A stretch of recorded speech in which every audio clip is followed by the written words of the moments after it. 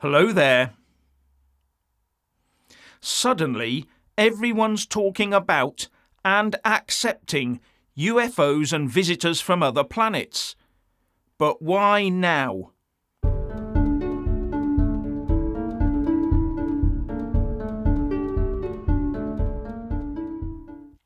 There's always been rumblings about UFOs, or as they are now referred to, unidentified anomalous phenomena, or UAPs.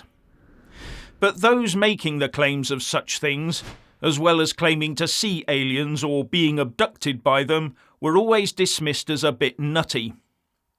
But over the last few years, more and more of the more respectable people, such as pilots, have been making claims that they'd encountered UFOs.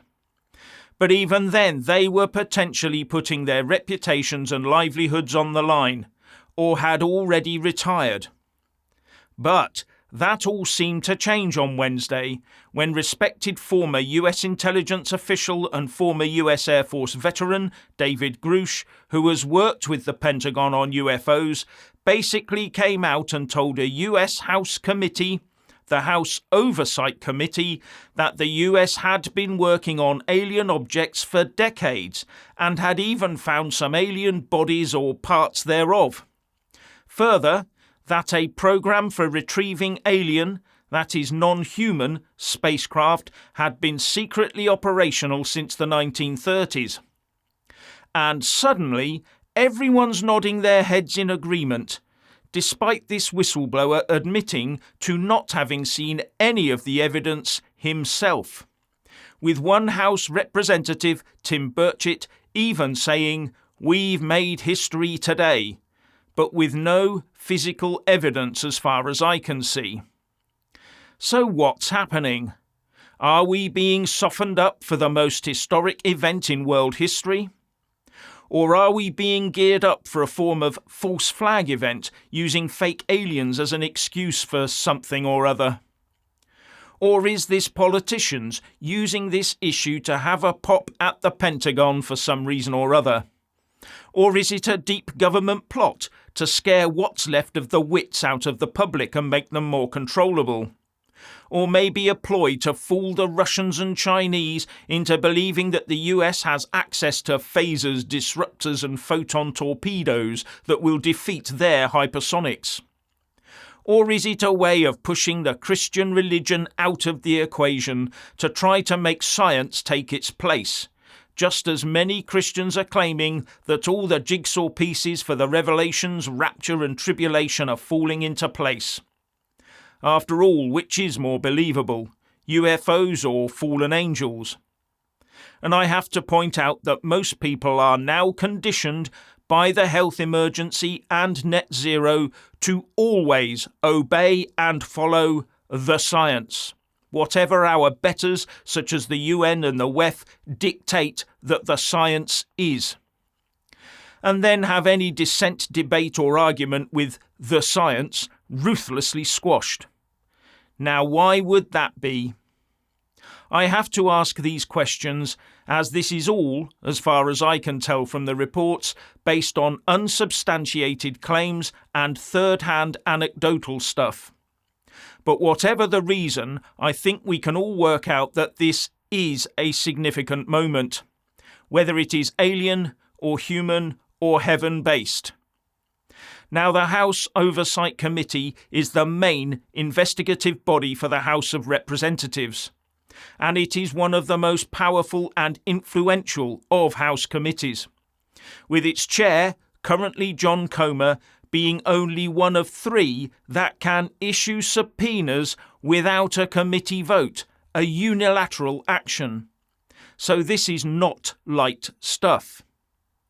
Now, disturbingly, Grush also said that multiple colleagues had been injured by both non-human actors, such as while trying to reverse engineer alien technology, and persons unknown from the government sent to hush things up. Although he wouldn't resort to the word murder. And Grush claims to have talked with 40 people with knowledge about all of this. But it's not just him. because a retired US Navy commander, David Fravor, was also there, and he said that back in 2014 he and 3 other people had encountered a 40-foot-sized flying tic-tac that defied the laws of physics as we know it. And there was a third person there, retired US Navy pilot Ryan Graves, who claims to have seen UFOs or UAPs off the Atlantic coast every day for at least a couple of years. Now, Grush says he has the exact locations of where these alien devices and remains are, and that this has been passed to the Inspector General by those with the first-hand knowledge of it. And this includes alien biologics. And those biologics were non-human, he said, adding, "That was the assessment of people with direct knowledge of the programme I talked to, that are currently still on the programme."